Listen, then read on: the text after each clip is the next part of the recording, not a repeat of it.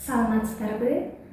Заман өзгөргөндүктөн адам түшүнүгүн, психологиясын жаңы замандын талабына ылайык өзгөртпөсө, ааламдык илим албаса жашоосу оорулушуп кете берет деп өткөнкү видеодо айткандай, 21-кылымда жашаш үчүн ааламдык табигый илим алуу керек. Ааламдык илим деген эмне? Ар бир 2000 жылда кылым алмашканда жашоо мыйзамы дагы өзгөрөт. Ар бир доордун өзүнүн улуу илими болот. Мисалы, пайгамбарлар доорунда дагы асмандан, Кудайдан адамзатка Куран аркылуу жашоо жол жобосу, эрежеси берилип келген. Ошол мыйзам менен азыркы учурга чейин адам жашап келди.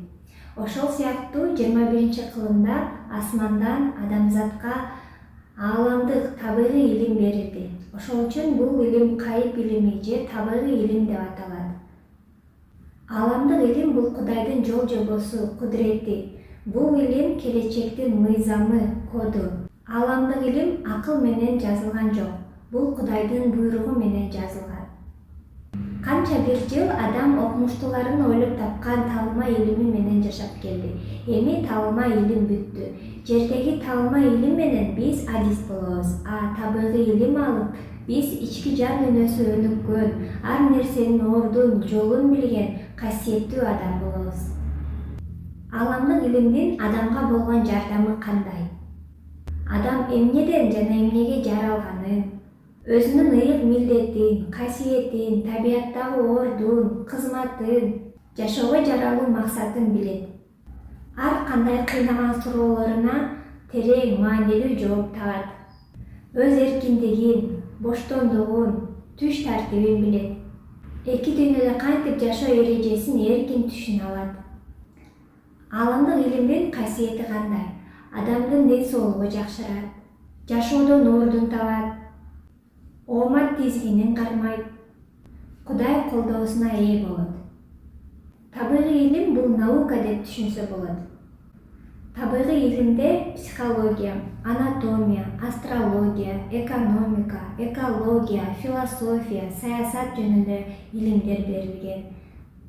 Аалам таануу, адам таануу, табият таануу, кыргызды таануу жөнүндө, бийик маданият жөнүндө, улуулук жөнүндө маалыматтар бар.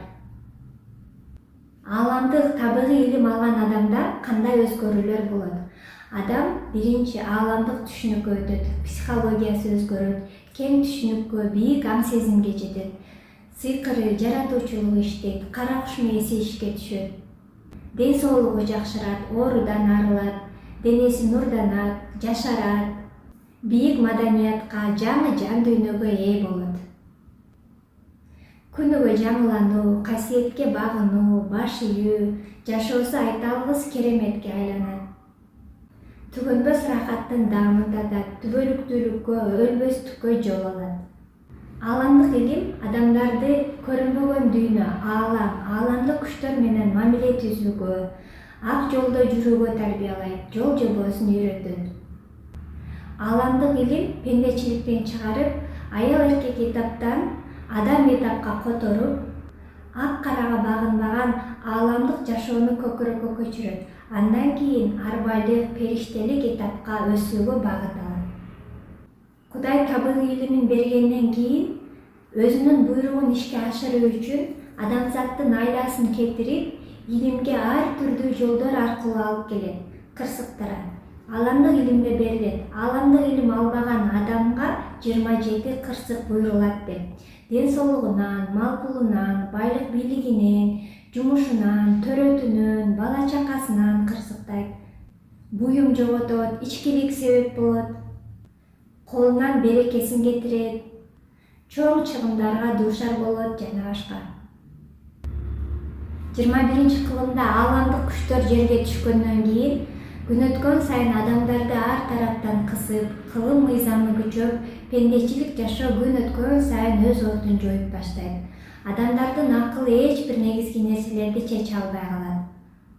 Кудай инсандарды ишинен, бак-дөөлөттөн, ден соолугунан кырсыктырганда адамдардын айласы кетип, түрдүү агым диндерге кирет, бирок ал жактан дагы өз ордун таппайт.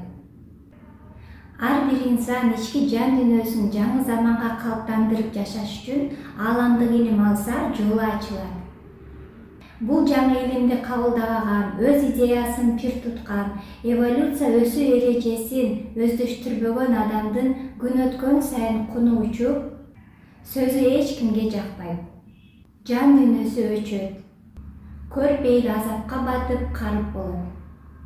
Адам өзүнүн өмүрүн ааламга карай өсүүгө багыттабаса, өмүрү өткөнчө кор болуп жашайт. Ошон үчүн ар бир адам багытын жаңы доордун талабына ылайык өзгөртүү керек. Кудай илимин бергенден кийин эми илимсиз эч ким оокат кыла албайт. 21-кылымда ааламдык жашоо келгенден кийин Кудай ар бир адамдан ааламдык түшүнүктү талап кылып жатат. Ошон үчүн илим алуу ар бир адамдын милдети, парзы.